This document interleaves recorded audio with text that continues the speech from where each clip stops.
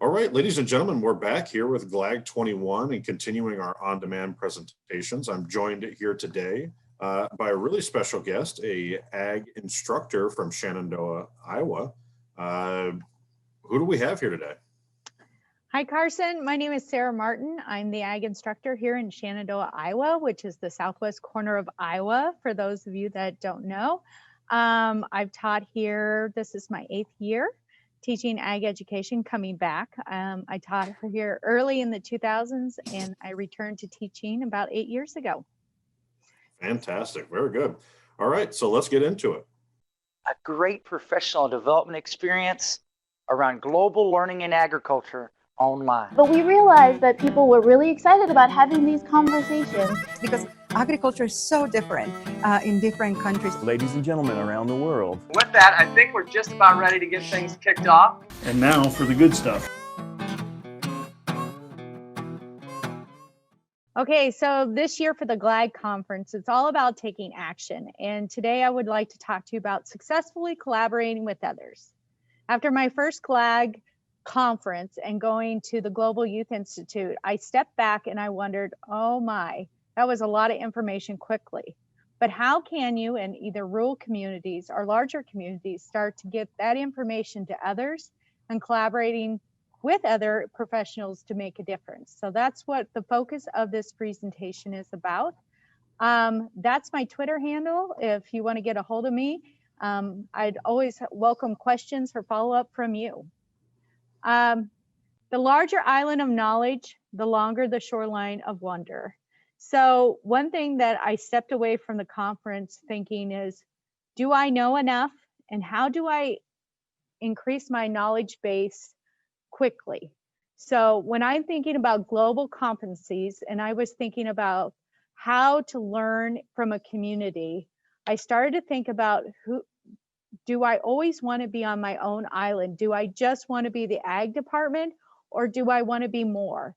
And when you think about that culture of where you live and where you work and what kind of impact you want to make, you need to start thinking about, how do I get off my island? So we're going to jump in with both feet and see how this works for you. What does it mean to successfully collaborate? And that definition can be put into a classical definition where two parties are together and they're getting to a common goal, or that collaboration can mean something totally different. If we can take away any lessons from 2020, it should be how that collaboration, technology, and information can totally change our world. So how do we get started, and how do we become a master communicator? So when I started this project, I looked for standard matching, and tips and tricks is how we're going to look at this. When you're looking to collaborate a global project, may it be the World Food Price paper, may it be global awareness, maybe it's a social issue you want to bring to light. The first thing you can do to find a partner for your collaboration. So one thing you can do is to stop talking and listen more. Actively listening makes all the difference, and you can start finding people who have the same interests and desires that you have that may not know where your interest lies in that whole global ideas. Study the Common Core, understand it. Don't just know your area or subject, but reach out to others. Mentee and mentor relationships are sometimes overlooked. And that is, ask your mentor or your mentee, I'm talking from a teacher perspective, who do you suggest I partner with? How can I reach out? How can I make a larger impact? The other thing is draft an email, put out interest feelers, use social media as a platform to figure out who could be a partner for you to start collaborating to a bigger project. Do not assume that everyone understands your definition of agriculture, which was the problem I was in. When I first started this project, I partnered with a brand new teacher. It was their first teaching assignment. And I assumed, since I lived in rural America, that everybody understood the definition of agriculture. Our first conversation, to be honest, did not go very well because my assumptions that everybody knew what rural agriculture looked like, meant, and could be an impact of was almost the downfall of that partnership. He taught me very quickly that even though you live in rural America, doesn't mean you know anything about what's happening in agriculture. So be agriculture the subject or something else. Do not assume that anyone knows that language you're speaking. My master communicator tip is once you find that partner, you need to hold each other accountable. It is very easy for us to go back into our old habits of being on that island again. So holding each other accountable, of communicating and using a communication tool that works for the partnership is a way to get that master communication started and to strengthen it throughout the project. Your interest approach. This took actually the longest to plan when the teachers and I were working together, and also, and we're going to talk about a little bit later, our community projects. How people view projects or a goal or an idea all come from different areas. So that interest approach is what I would say invest your time in. Before you get into working with larger groups, really define and understand how are you going to hook people in your community or your group or your students into understanding what you want to get out of it in the end. A common interest approach is important too. So the same lesson could be going on in 2 different classrooms, but you have a common interest approach. So you're going to take the goal, the objective, the standards, and you're going to communicate them effectively together. There's a whole list of different types of interest approaches you can use. And it's really just to start that spark, that passion of global competencies and global ideas to get people to think past their front door and what's out there in the world and how are we all interconnected. Also, when you use those interest approaches, it's very important that you guys find a tool to use together to collect data and to share it back and forth. One tip that we really found out that worked well is if Mr. Jones and Mr. Hobbs are both doing a interest approach and they use the same kind of tools or feedback, and then they're able to compare with each other, they can see what messages that are truly being communicated to your interest or your audience group, your students. So being able to use that one tool to be an evaluative piece to collect data can change your whole perspective. I have attached some other things that can be shared, a tag approach. So tell me what you heard, ask a question, give feedback, is a simple way to get a common feedback. Remember, you're collecting data that's usable. So spending time on those exit tickets to make sure that that information is being communicated properly is important. So team teaching. Okay, let's just be honest. And this is my honest, heartfelt moment. When we share classrooms or we team teach, unfortunately, comparison can be the worst thing we ever do. You have your own voice, your own organic voice. You are you, they are they, and it does not matter.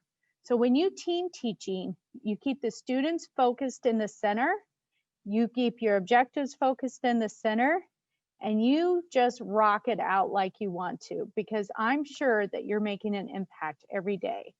Let's talk about team teaching. Probably the number one tip I can give you is that planning documents so you both are on the same page or your team is all on the same page is really important, because if you're, I'll be honest, I'm more the scatterbrain in the room. I may have an outline, but I can take things. I like to feed off the conversation and feedback that I'm getting from the audience.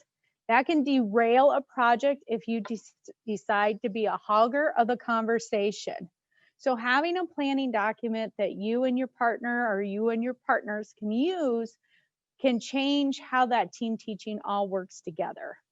Make sure that you both are clear and that it's concise, the learning target for the day. And you keep going back to that. Everything that you do, every activity you lead, are you going back to that learning target? And how are you getting that information to know that everything is going to be good? Create things together and evaluate them together. If you prep the materials together, you'll be more successful.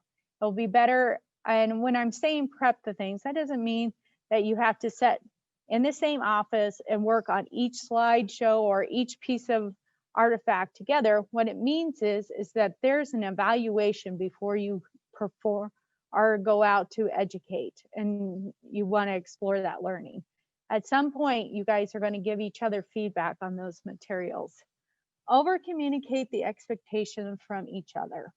So when you start this process of team teaching, I've team taught with several different teachers, and I have learned over the years that if you over communicate expectations you have for them and they have for you, you will both be more successful in your team teaching in the end.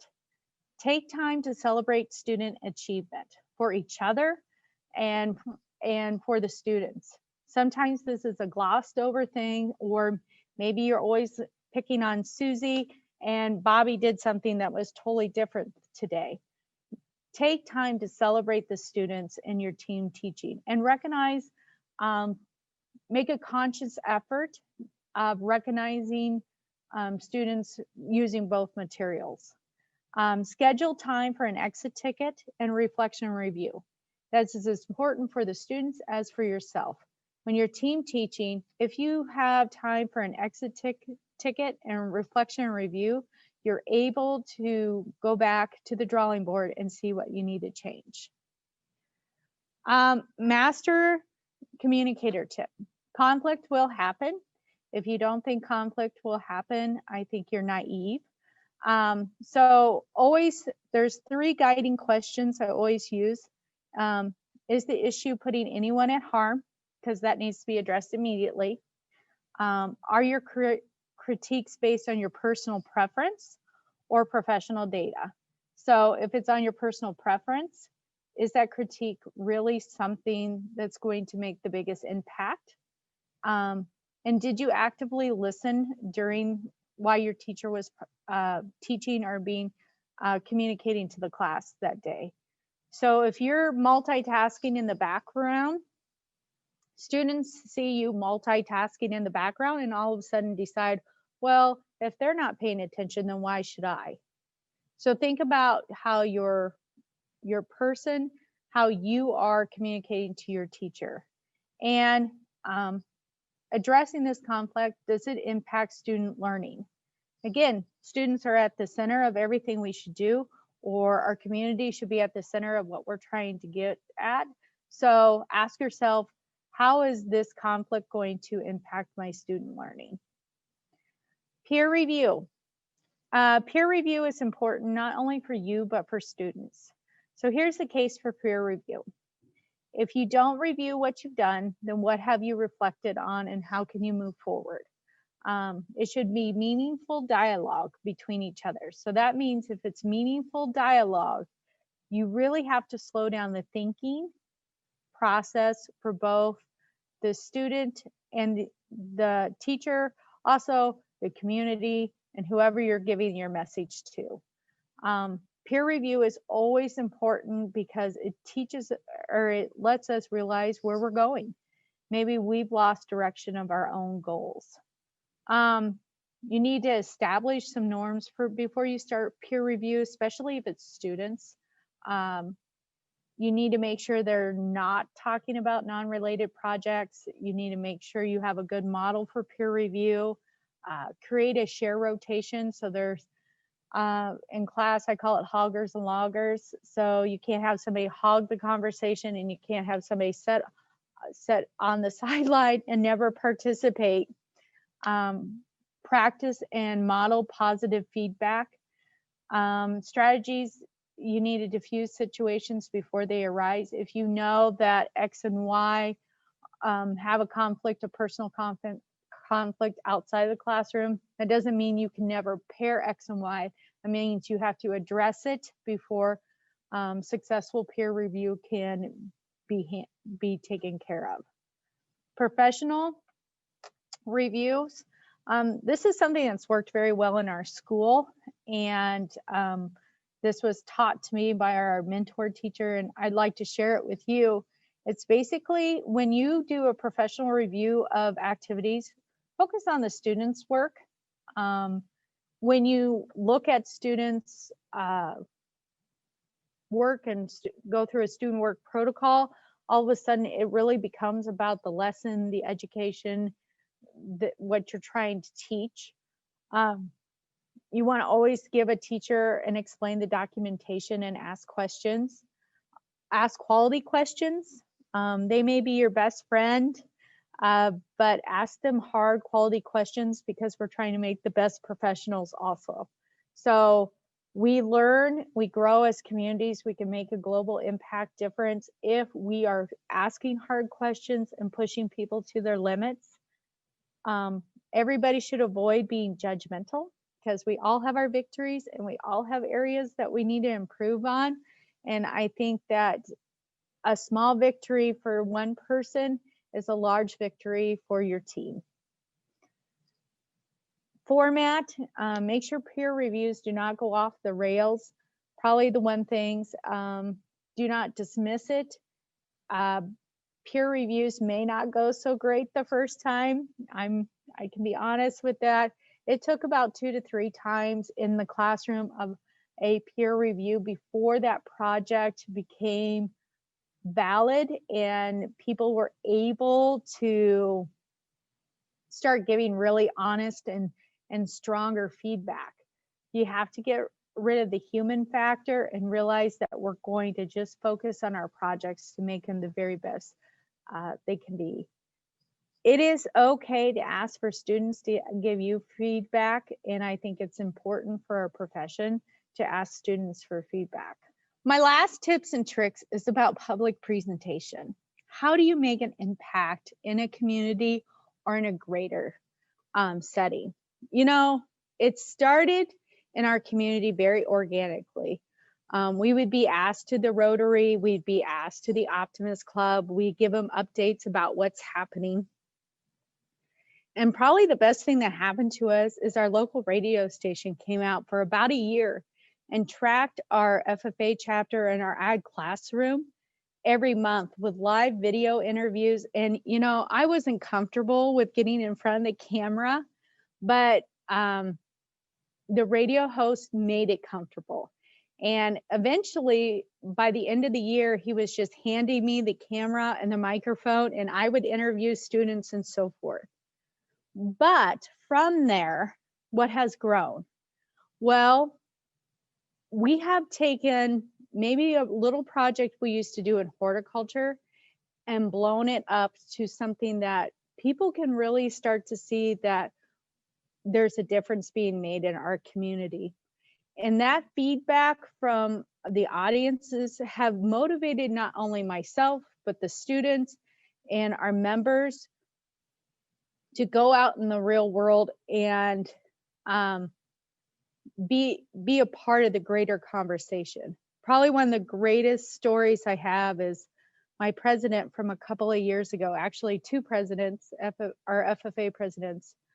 One of them did her Global World Food Prize paper on Ghana. And then after she got to go to college, she got to go to the country and she got to apply some of the things and the concepts and all these wonderful things she learned. And she came back and shared those experiences with our community. And all of a sudden it was like light bulbs, like, oh, we can do this. And they were so excited. And I've had another student travel to Rwanda. And again, seeing the global impact of agriculture change their perspective. And I love to hear those stories and see those pictures of those students going out from our rural community and making impact. So public presentation is important. All I have to say about public presentation is practice, practice, practice. Certain formats need to be practiced more than others. And so decide what format works best for you and go with that and present that way. Most of the places we go present our stories. There is no technology there. So you need to teach and coach students on how to be good storytellers. How do you tell a story effectively? How do you keep an audience engaged? And it is like crazy to hear them. You say, well, tell me your story here, practice in the ag room. Let's hear your story before you go out. And they're like, you know me, Mrs. Martin, why do you need to hear from me?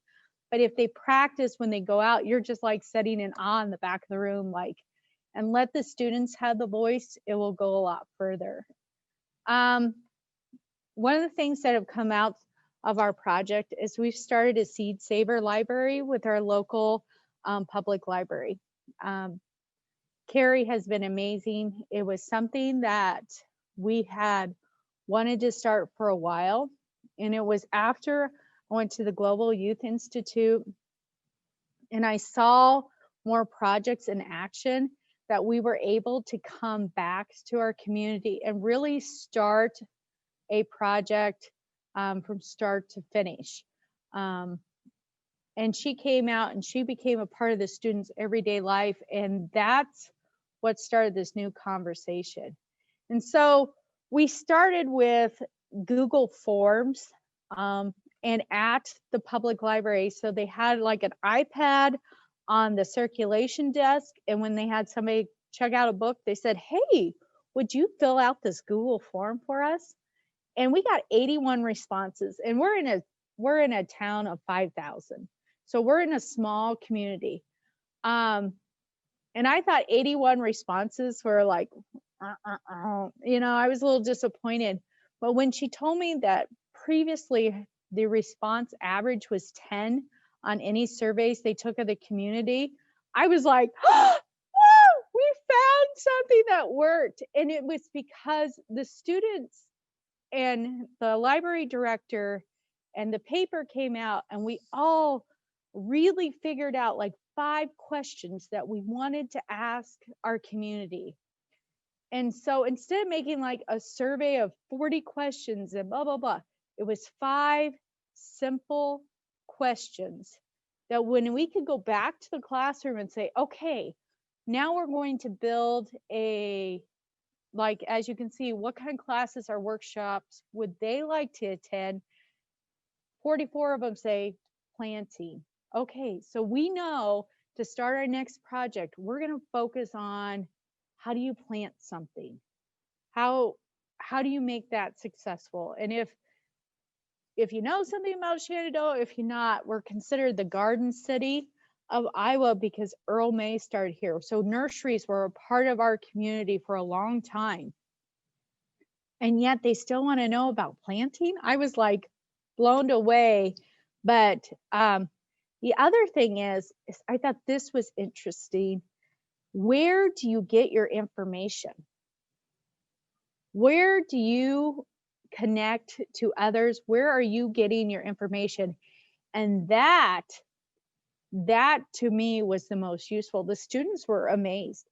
It was fun because we had the survey up for a set amount of time, and I wouldn't even have to say, I said, well, does anybody want to check the responses today? They started checking themselves because they wanted to see what people were saying out in the community. And so Facebook, YouTube, podcasts were important to people who were at the library. And there's more to this, but I just wanted to share this. It's like when you step out and start getting information just from your raw community, it can change your perspective and your format that you may think that's effective. And that's what we plan on using from this point forward, because as we know, 2019, 2020, we started the fall of 2019 and into 2020. So we had big plans for last spring. I mean, huge. We were, I had them all lined up. We were going down to the public library. We were going to give live workshops and so forth. And when that came to a halt, there's two ways you could have looked at that. It's like, oh, like this is terrible, or you learn how to reinvent yourself. And I think that over this winter break, I went and talked to the library director, and we talked about how to reinvent this program to not only come back with some of the same ideas, but to make them stronger and more effective. And there's going to be a gap, but students are excited. We've invested now in some more technology to make our next project, which is bringing everybody back focused into the idea of a seed saver library. And we are going to create a YouTube channel and a podcast for our horticulture classroom. So again, we had to go through that little bit of reinvention, and I'm looking pretty much forward to the next chapter. And we're starting a community garden, and it's just been wonderful. And I hope that this is what we can move forward with from this point forward. So follow us on Instagram, Davis Rogers FFA, or you can, again, email me at any time, and I'd love to share information with you.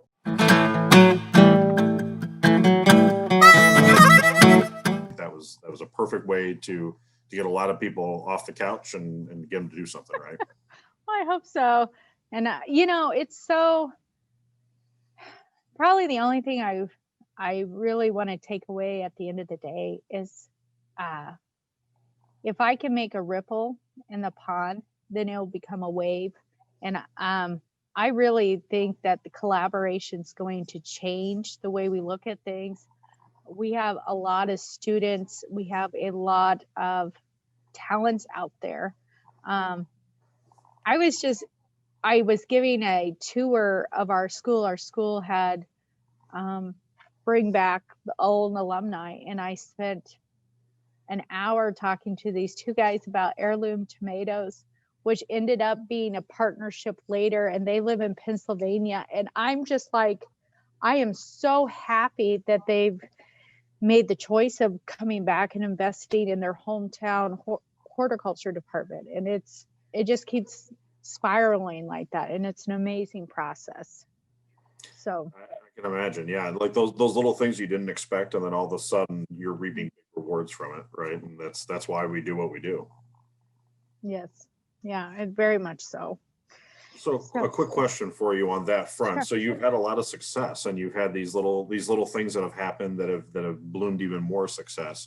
Was there a project that you started with, probably some time ago, that maybe didn't go as well as you had planned, and you learned a lot from that now has given you all these tools that you now use to make really successful projects? So was there something that happened and you're like, all right, well, here's what I took from it to now do what I do?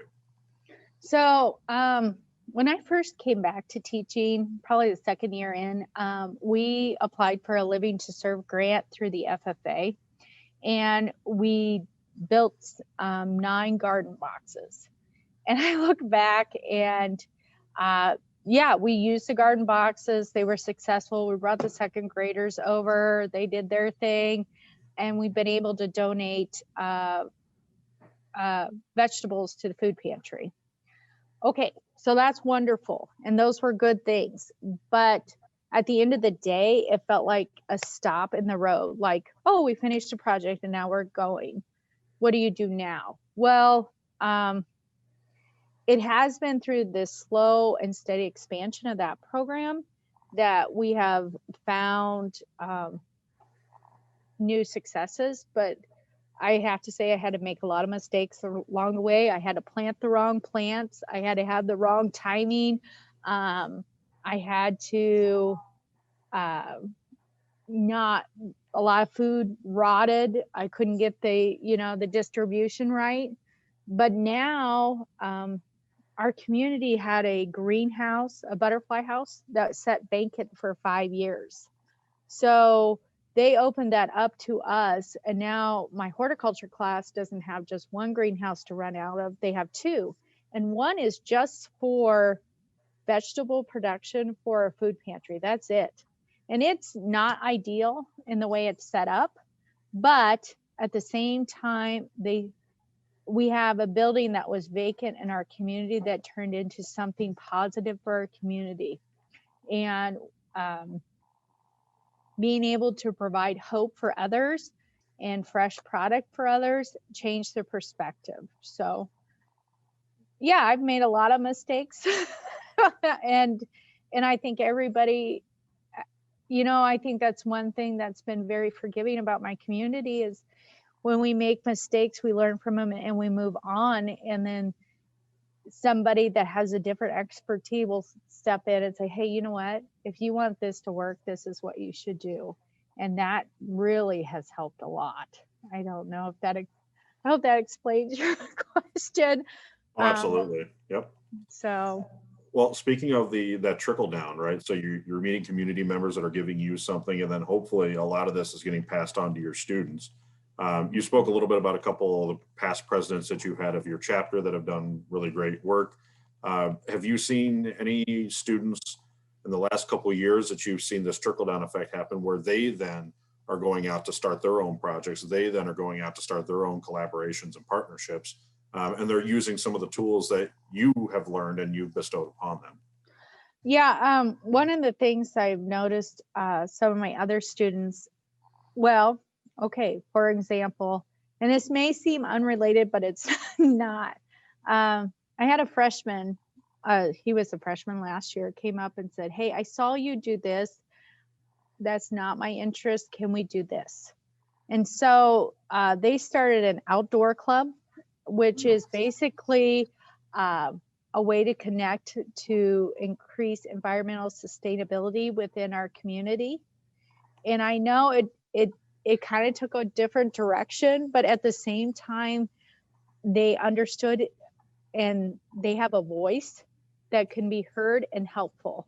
So from there, they have learned how to work with community members. Like if they want to do a service project, I give them like a framework and then they have to do it. So for example, I know like our conservation office was needing to drain a pond and they had it lined up again before everything went haywire. They had lined up to go out as a group and help in that action. So I think those little successes have been awesome, and I hope those continue in our community. Students, I don't care if it's students or it's the garden club or whoever, civic responsibility and community service is sometimes being lost in all the other things. And I hope that we move forward. We're stronger communities because of what we've been through. And this fall, I was very proud of the students when I said, hey, they're going to have a food distribution. I need volunteers. And I had 11 seniors step up and say, we'll volunteer. And they went right out there and they said, we're going to help. And, that's the goal, because if they model it now and as they get older, maybe they'll model it for someone else. So, and I think that's Absolutely important. They'll pass it on. And I think what you said, right, about making those ripples, you have those 11 students, right, that volunteered and helped, and then they ripple out. And that impact's going to be exponential. I think that's so cool that you're modeling it, and it's not like it's forced. It's like you want to do these things and the kids are latching on. So I think right there, you've achieved exactly what you wanted. I hope so. I want to make a continuing effort. Yes. Fantastic. Well, Sarah, thank you very much once again for lending us a little bit of your time and helping to share a little bit about how to take action. And so some of our educators that are watching this, hopefully this inspires you to do the same things that Sarah's been able to do out in her school in Iowa. And hopefully we hear from some of you as a result of that. Thank you. Thank you. And I encourage anybody at any time, reach out, because that's what we're here for. And I want to be there for anyone who needs it. So thank you very much. And it was very wonderful experience today.